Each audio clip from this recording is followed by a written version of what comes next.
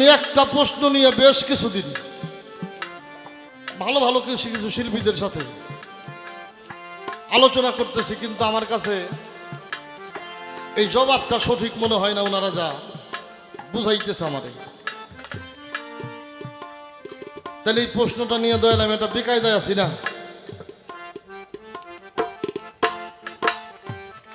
এই প্রশ্নটা আমি কবি সরকারে করি, আমাকে জসিম ভাইয়ের ছাত্র তো ভালো একটা জবাব করবে এরকম আশা করা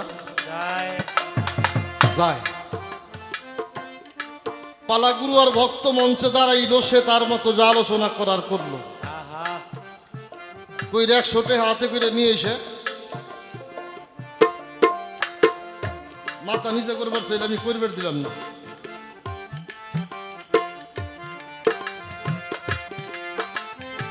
এখন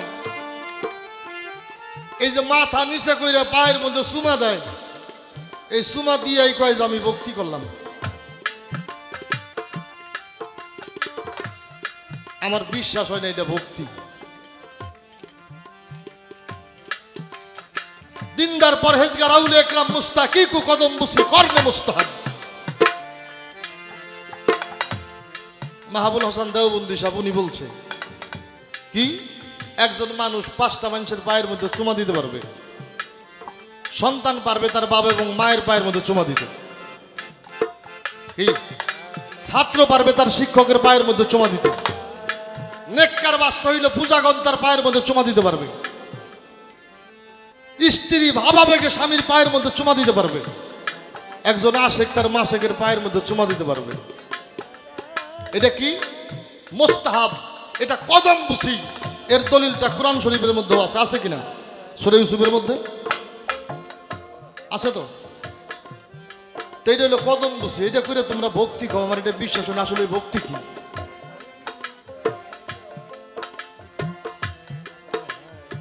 যারা ভক্তি জানে তারাই ভক্তি করে, আর এই ভক্তি যারা করে তারা ভগবানকে বাধ্য করতে পারে।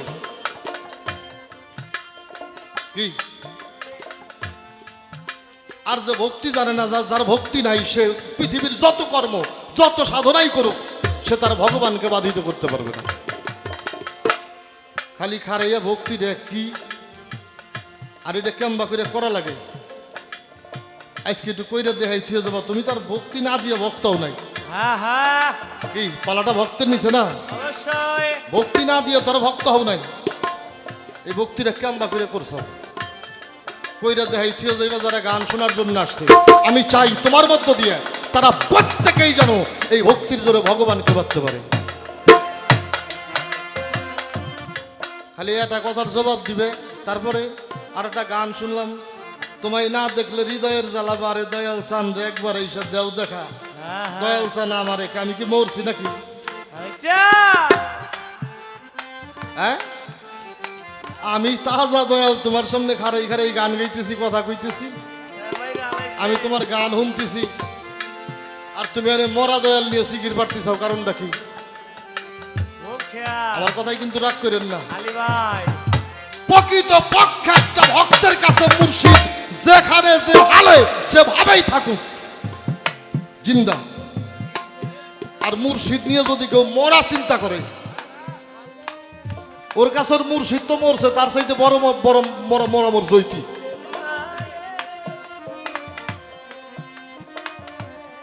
তোমার কাছে আমার প্রশ্ন, যে সামনে তাজা দয়াল থুয়ে যে মরা দয়ালের গান গাই যায়, ইয়ে গাওয়ার মানে কি?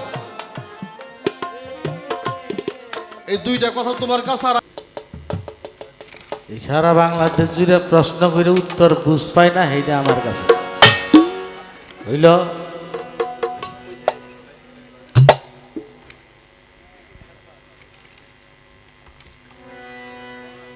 যাই হোক, এই ভক্তি বিষয়টা আমার কাছে জানবার চাইছে। মাথা নিচে করে কয় ভক্তি, ভক্তি কি? আর হইল গুরু সামনেই রইছে, এনে গুরুরে কয় দাও দেখা আমাকে। তুমি দেহ না গুরু রইছে, তা তো কথাই। তবে জবাব দেওয়ার চেষ্টা করবো। শেষে আবার একটা কথা কইল, কোরআনের সূরা মুজাদালার 12 নম্বর আয়াত। এটা কয় যে কবির কইলে কহারে মানছে কয়, আমি তাই কইছিলাম। কোরআন তো পড়ে না, কোরআন পড়া জানলেছেন করবো,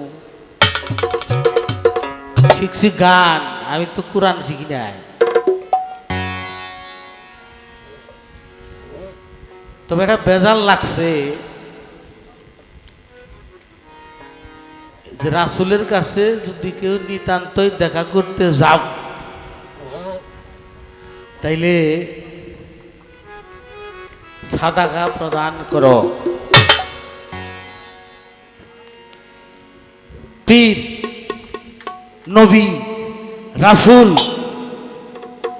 এরা যাকাত এবং সাদকা এরা খাইতে পারবে না, নিষেধ তাদের জন্য, এটা তাদের জন্য হারাম।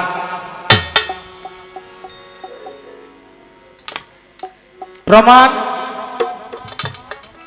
একদিন আমার রাসূলে আম্বিয়া মসজিদে নববীর সামনে রয়েছে বসিয়া, শত শত সদকার মাল মসজিদে নববীর সামনে যাইতেছে জমা হইয়া। উট বুঝাই করে খেজুর আসছে, স্বর্ণ আসছে, টাকা আসছে।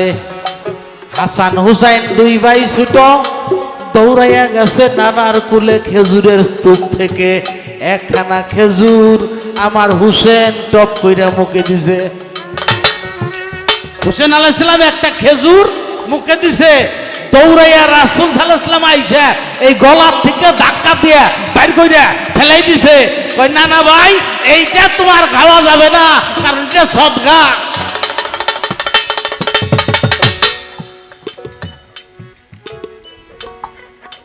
আমি কই না পিসাবের দিল দিকে খাইলো, এই পিসাবকে যে উত্তম সাদাকাটা দেয়, এটা পিসাবেরা খায় না কি করে? এটা এনে রইল কথা।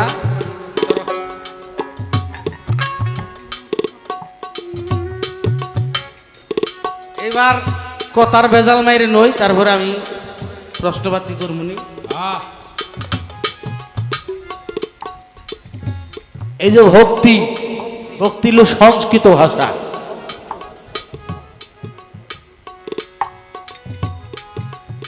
এটা বাংলা না।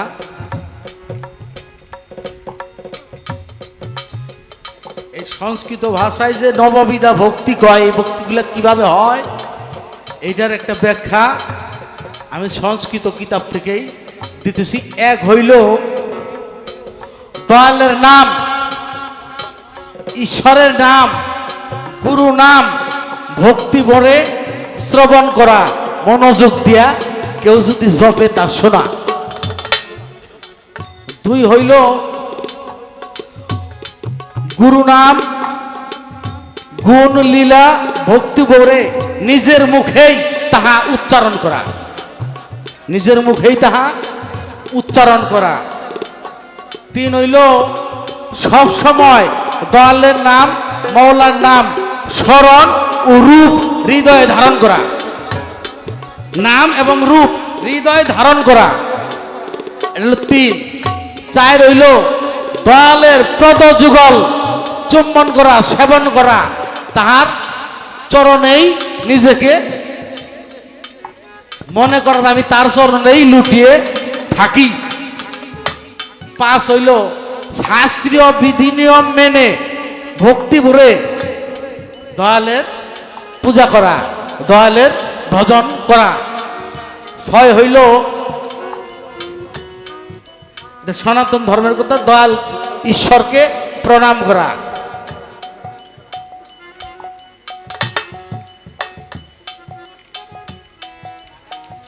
সাত হইল নিজেকে ঈশ্বরের সেবক বা গুরুর সেবক বা দাস মনে করা, আমার অস্তিত্ব বলতে কিছু নাই, আমি সর্বদাই তার দাস। আট হইল এই দাসত্ব করতে করতে দয়ালের সাথে তার বন্ধুত্ব সৃষ্টি করা। নয় হইল অহংকার, আমিত্ব, লোভ, মোহ, মত্তসে সব কিছু বর্জন করে গুরুর চরণে সম্পূর্ণ রূপে নিজেকে তার মধ্যে দিয়ে দেওয়া। যেমন একটা মরা ধাক্কাইলেও নড়ে না, মারলেও কিছু কয় না, গুরুর হুকুম ছাড়া তার আর কোনো কার্য নাই।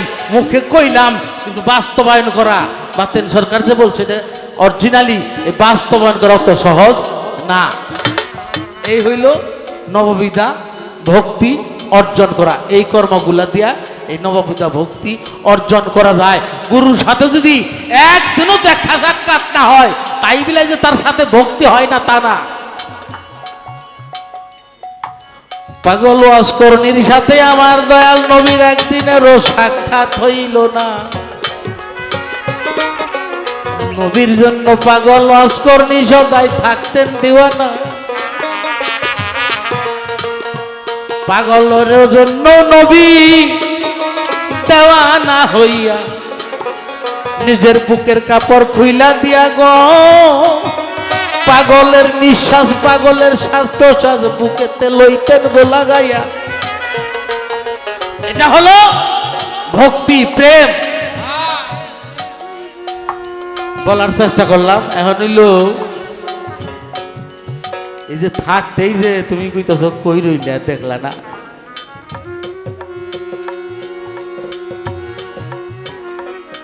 একটি প্রসিদ্ধ হাদিস, সে হাদিসটা বর্ণনা করছে আমার রাসূলে আম্বিয়া। তিনি বলেছেন একমাত্র আবু তালিবের পুত্র আলী ব্যতীত আমাকে কেউ চিনে নাই,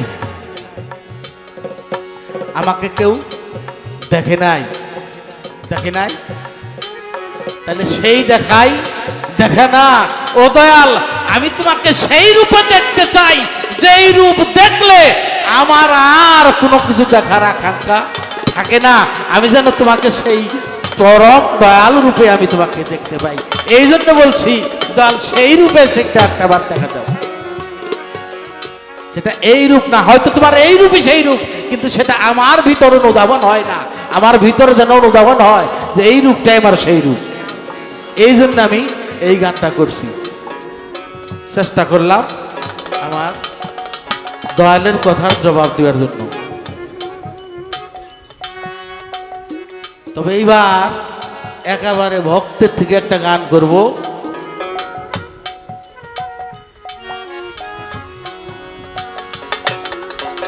এই গানটাও দেওয়ান রশিদের ঘরেরই একটি গান, সেই উদিবাড়ি মাওলানা মঞ্জুর শাহ ওনার লেখা একটি গান। আজকে এই গানগুলা করার একটা ব্যাপার আছে, কারণ ওনার বাড়ি হইল পাবনা। এই গানগুলার জবাব উপরের শিল্পী যত সুন্দর করে দিতে পারে অন্য জায়গায় খুব কম হয় এগুলার আলোচনা। এই জন্য ওনার কাছে এই গানগুলো রাখতেছি। ধন্যবাদ।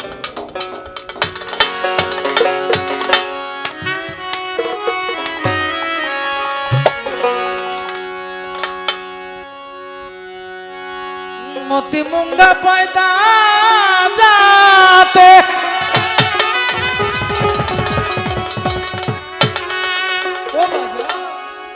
আর এই গানটা ধরলাম এই কারণে, কারণ আমি তো কোরআন পড়ি না, আমার দয়াল আবার কোরআন ভালো পড়ে। এটা সম্পূর্ণ গানই কোরআনে, এটা কোরআনের বাইরে কথা নাই। এই জন্য কোরআন জানা মানুষের কাছে কোরআনের গান রাখলাম। मोती मूंगा पैदा जाते কয় কুরআনেতে কোন কারিগর রোহা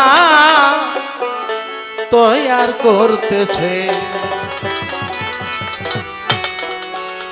বলো দয়া কোথায় আছে সেই দরিয়া রে, বলো দয়াল কোথায় আছে সেই দরিয়া রে।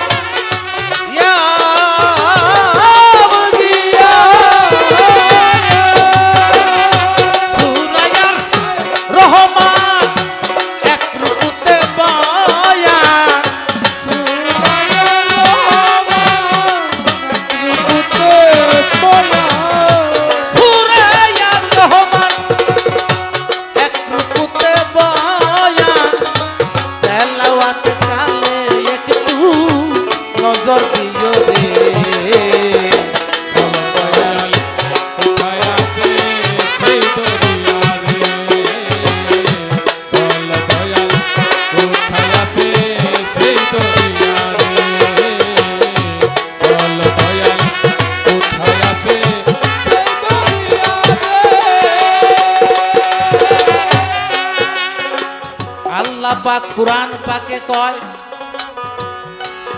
মারাজাল বাহুরানি ইয়ান তাকুয়ান বাইনাহুমা বারজাকুল্লা ইয়াবগিয়ান ভাবি আলাই রাব্বুকুমা তুকাজ্জিবান।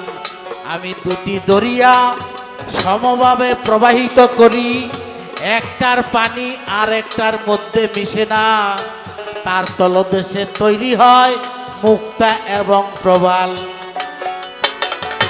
তোমরা আমার কোন কোন নিয়ামতকে অস্বীকার করবে? এটা কে বলছে? আল্লাহ বলছে।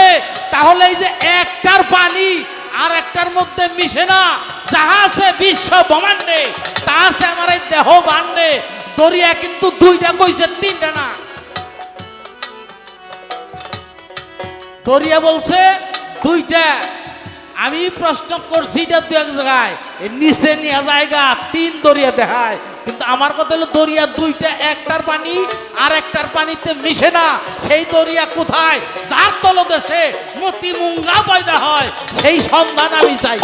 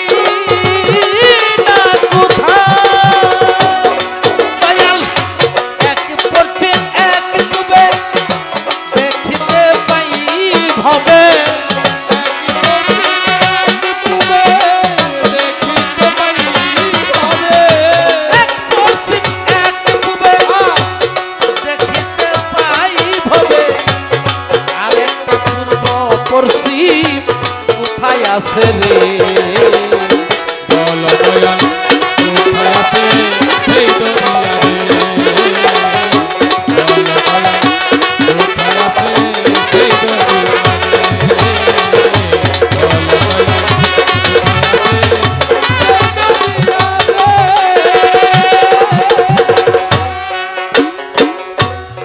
রাব্বুল মাশরিকাইন মাগরিব আইন হাবি আলাই রাব্বিকুমা তুকাদ্দিবান।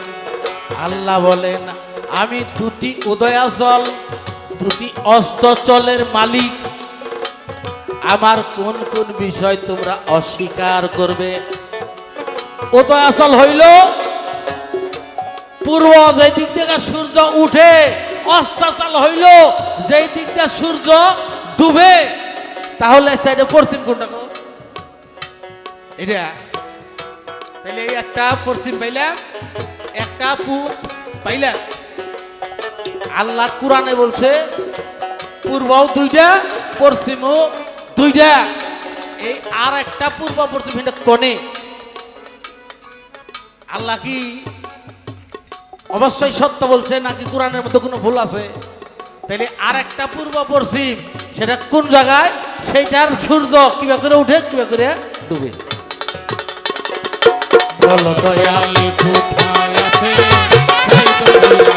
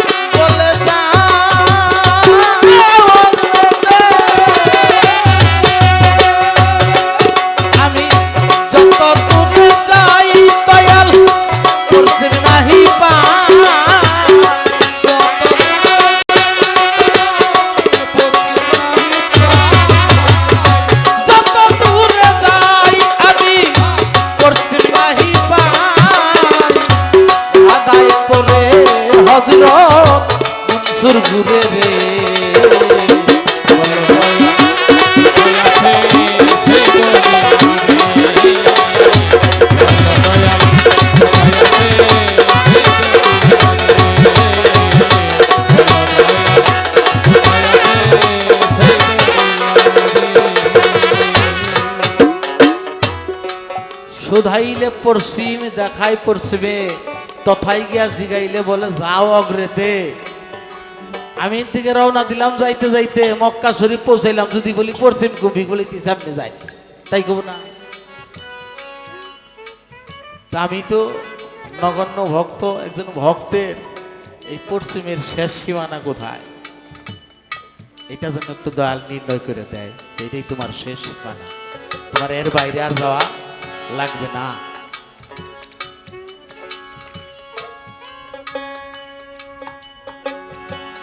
প্রশ্নবাদী শেষ। আর একটা কথা একটু বেজালে পড়ছি, দয়াল থাকি বেজার হয় না, কয় যে গুরসারি প্রশ্ন করে পাই কনে, পাওয়া তো যায় না। এই যে কালকে গান আছে ওই দিন দিবার চাইছাল, তা ওই দিন খালি নাই, পরে আরেকজন বাইনা করছি, তো পাওয়া যায় না। এই যে রবিবারে ওই দিন গান দিব, হেরা কইতাছে আপনি একটু ফোন দিন, ফোন দিছি কয় গান আছে, এটা হইলো ঢাকা, তাই না? তুমি 4-5 বার গাইছো ওনে, আমার এই প্রথম, পরে হেরাবান মানিক দেওয়াটা কইছে, মানে হেন্ডকেই দিব, তো হ্যাঁ তো বড় শিল্পী আগেই বায়না টানা ওই থাকে, পায় না।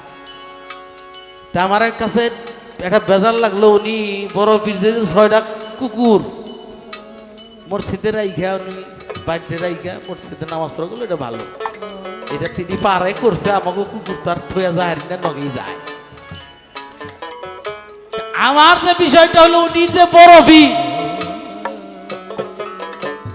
ওনার তো পীর আছে, ওনার পীর হইল শায়খ আবু সাইদ মাকজুমি রহমতুল্লাহ। তাইলে উনি যে খালি বড় পীর কই, তাইলে উনির পীরের কাছেও কি উনি বড় পীর? আমার কথাটা কিন্তু বুঝবার চেষ্টা করো ভাই, ছোট বাজাই এই রুকাবার না। যেমন আমার সন্তান আদি বিয়া শাদী দিছি, 4 জন পোলাহান, 2 জন মেয়ে, 2টা ছেলে, তার 3 জন বিয়া শাদী হয়ে গেছে, 3 জনের ঘরেই বাচ্চা কাজ হয়েছে। বড় মেয়ের ঘরে 2 ছেলে, ছোট মেয়ের ঘরে 1 ছেলে, পোলার ঘরে 1 ছেলে।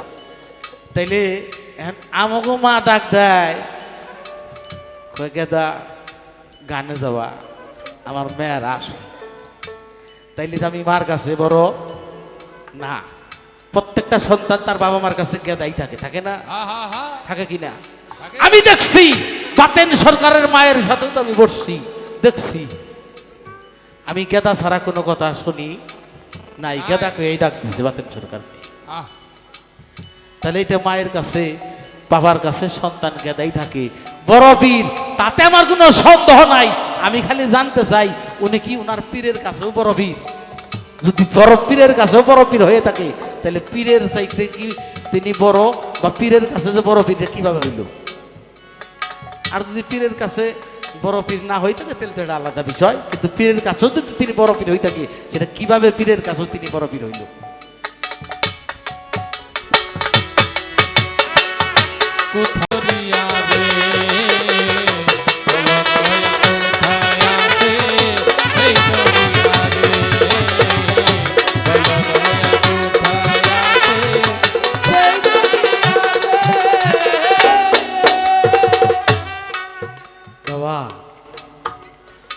পালাগানো করি, আপনারা দাওয়াত করেন, আসি। বিশেষ করে এই মহরম মাসটা আসলে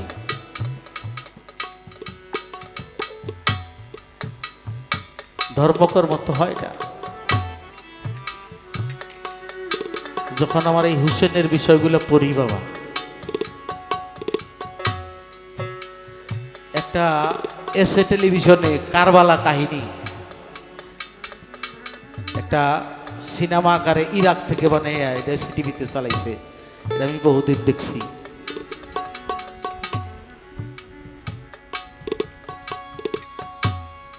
কত বড় পাষণ্ড হইলে একটা মানুষকে এইভাবে নির্মমভাবে হত্যা করতে পারে? বাবা, হোসেন কিন্তু এই শব্দটা আছে কিসের? এই কারবালাতে তিনি শহীদ হবে এটা জেনেই সেখানে সেখানে গিয়েছিলেন। এই বিষয়ের উপরে আমি বাতেন ভাইয়ের কাছে একটু অনুরোধ রাখবো, এটা আমাদের তরফ কাকা কিচ্ছা গাইতে পারত, এই বিষয়ের উপরে বাতেন ভাই যেন একটু গান করে। আমি অনেক দিন আগে শুনছিলাম খুব ভালো গাইতে পারে, আমি একটু অনুরোধ রেখে গেলাম আজকে একটু শুনবো। এই জন্য আর এই বিষয়ে আমি কিছু বলবো না, ভাইয়ের কাছ থেকে শুনবো। তো গুরু প্রেম, আজকে খলিল চাঁদের কিছু ভক্ত আসে গান, একটা জিনিস দেখলাম আমি, তাদের মনের মাধুরী মিশে দয়ালকে বসানোর জন্যে একটা স্যার বানাইছে। এটা ভালোবাসা ছাড়া কিছু হয়, যার যার দয়াল তার কাছে পরম পূজনীয়। আমি আমার দয়াল কয়েকদিন আগে আমাকে টাইকে টাঙ্গাইল দিয়েছিল, সে কিছু কথা বলল, সে কথাগুলোর সারমর্ম আমি যতটুকু বুঝেছি আমার বোঝার ভুল হইতে পারে। আমি বুঝতে পারছি আর বেশি দিন এই ধরাধামে তিনি থাকবে না। যা বলছে সেটা তার এখানে বলা সম্ভব না। একটা ভক্তের কাছে গুরু বিনে আর কোনো বান্ধব নাই। আমি সেইখান থেকে একটি গান দেখে বসে যাব।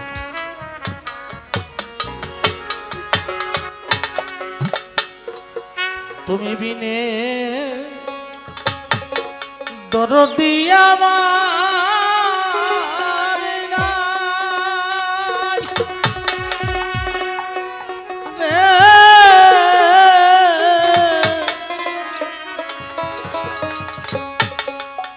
দয়া রে।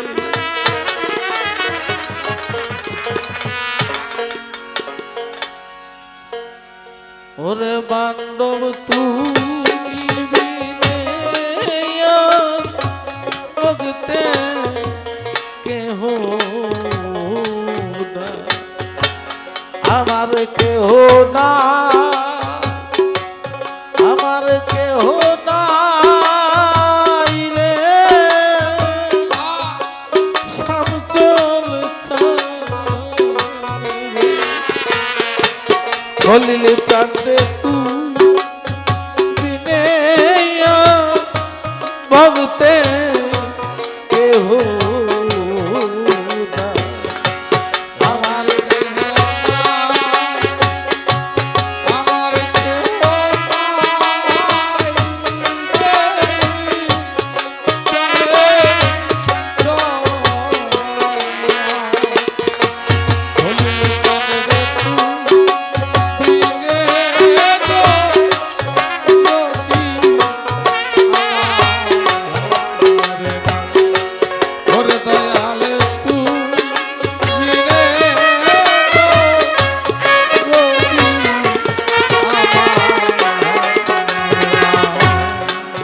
দুবাইয়ের চলে রে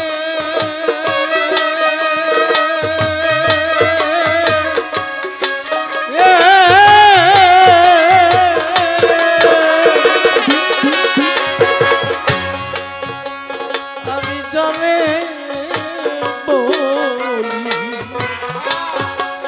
আপন আপন সে তো আপন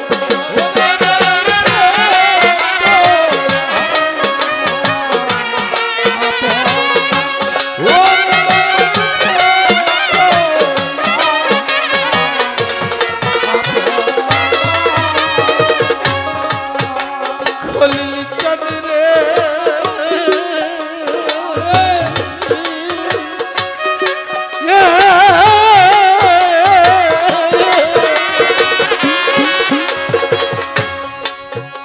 আমি জানে আপন আপন সে তো আপন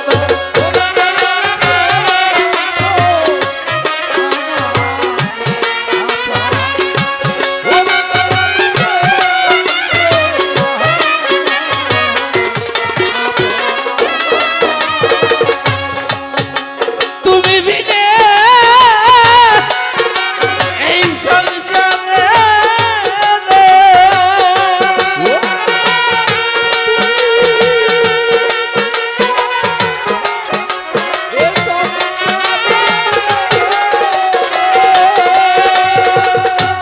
ওরে খলিল চান তুমি বিনে এই সংসারে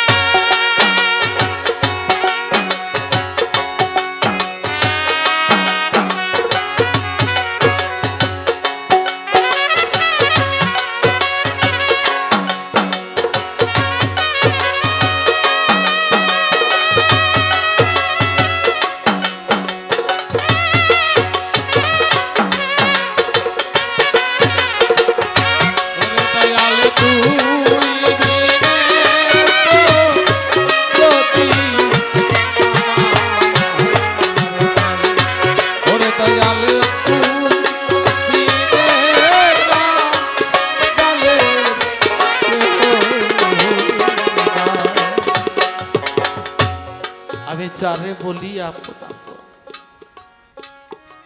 ছোট ছিলাম মায়েরা চলতা সারি নাই বাবা মারে না দেখলে দুনিয়া অন্ধকার না ছোট বাচ্চা আস্তে আস্তে বড় হইলাম দেহের মধ্যে কি জানি হইল একটা মানুষ পাইয়া বুকের মধ্যে জড়ায় ধইরা বলছি তুমি আমার সব আমি তোমার তুমি আমার এখন বুঝি সেই ভাবনাটা সঠিক না গান কইরা যায় যায় যখন গেটের মধ্যে ডাক দেই আমার মা বেশ কিছু যাবত অসুস্থ মা যখন ভালো ছিল একটা ডাকেই মা ডাক দিছে বউ কবির আসছে গাদা আসছে গেট খুলে দাও গেট খুলে দিল ভিতরে গেলাম যাওয়ার সাথে সাথে টাকাগুলা নিয়া তার কাজ শেষ জীবনে কোনোদিন জিজ্ঞাসা করলো না কার সাথে গান ছিল কোথায় গান ছিল রাস্তায় কি হইল ভালোভাবে আসছো কিনা জীবনের যা কিছু আছে সবকিছু দিয়ে যাকে ভালোবাসছিলাম সেই খবর নেই না কিন্তু আমার মা মাঝে মধ্যেই বলে বাবা যখন কন্টিনিউ গান থাকে বাবা দু একটা গান বাদ দিল শরীরে তো কুলাইতে হইব আমার মুর্শিদ সারা রাত্রি ঘুমায় না যখন ফোন দিই যে কোনো বিষয়ে সাথে সাথে ধরে কোনো প্রশ্ন ঠেকলে উত্তর হইলে দেয় এটা হলো দয়া এই জন্য বলা হয়েছে যারে বললে আপন আপন সে আপন না আপন তো গুরু মুর্শিদ যারা তারাই হয় পিতা মাতা গুরু দয়াল মুর্শিদ গুরু উস্তাদ গুরু এরাই আপন হয় এদের কাছে কোনো স্বার্থ নাই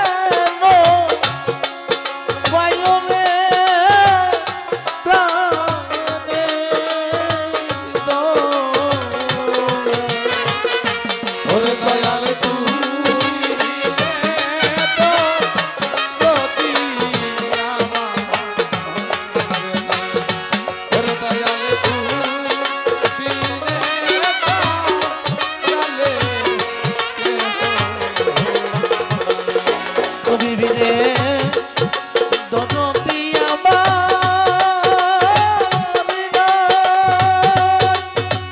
রে দয়া ওরে দয়াল তুই নদী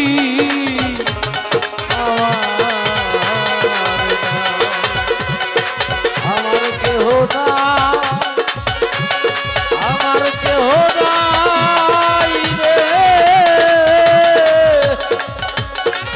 জানে